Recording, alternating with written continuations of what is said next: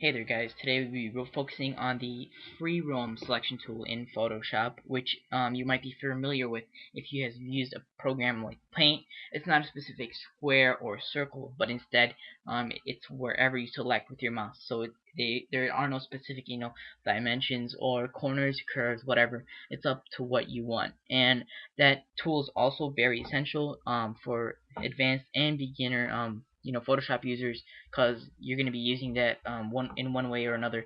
In Photoshop, that specific tool is called the Lasso Tool. That's an important keyword to know, and it's the third tool from the top on the tools toolbar. If you don't have that toolbar, you can go to Windows, and it has the right here. I don't know, tools.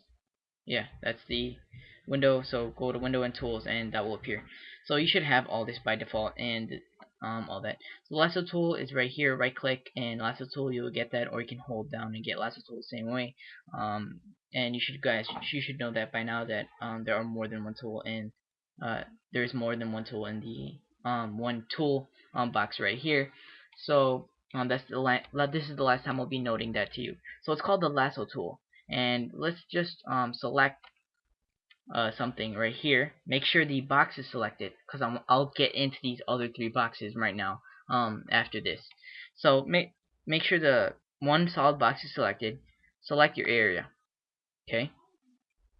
Now you have an area selected in which you can do it's focused on. This isn't focused on right now, the non-selected area, so you can't really make any adjustments, edit anything other than this area, which is a really nice feature, and it prevents you from making mistakes in the other area.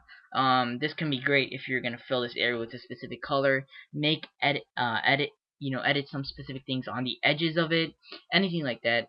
So this is a really important tool. Let's say you want to add something, maybe a circle right here, half of a circle.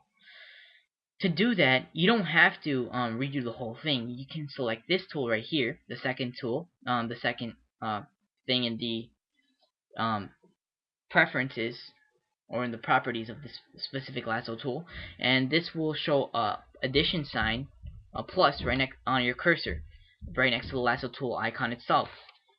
With that being said, you can add the circle right here, and once you release it, it will add it to your selection. And a quick note tip: if I go like this, and I don't make the ends meet, Photoshop will automatically do that for me, which is really nice because it gives you a real nice straight edge if you ever need that.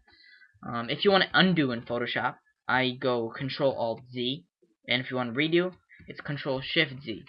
So I can just keep doing redo, undo. So let me get back to the point. We have a circle right here, and it doesn't have to be perfect. And let's say I made a mistake by adding that circle, and let's say for some reason you can't undo. What I would do is I would select the third option in the properties right here, and it will show a subtraction sign, a negative sign. And what will that you pretty much know what's going to happen. If I select the area of the circle, okay, it will deselect that from my selection, overall selection, which is a really nice feature. And let's say I want to have only select the area which my first selection and second selection, which I'll be doing, which will overlap, and the area where it will overlap will be the final selection. I can do that by the fourth box, and what that will do, it will show X on the cursor, and see, I have drew a circle, and then there's my first selection, and see the part where they overlap, like right here. That's where it will select. So let me do that again to show you. See, it's the smiley face which I made the circle. It's the part, because both of them meet there. So that's that. In the selection tool, once again, you can do a lot of things in the area which you have selected.